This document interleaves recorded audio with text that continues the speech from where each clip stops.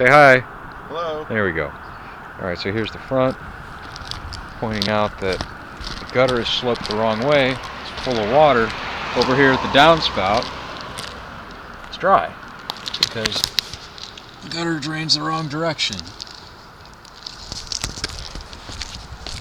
So over there and on this side, it's full all the way to the edge. So any little amount of rain is just going to run right over it.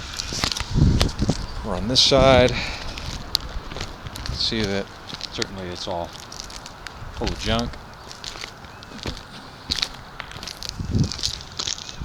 See there? Come up and over. Flat roof here. It's all smashed. Not as much. Maybe this was cleaned before the sale of the house. But you see we've got a dam here. Water won't make it past that to get to the downspout. Go back this way. Obviously the tree. There's standing water in this gutter as well.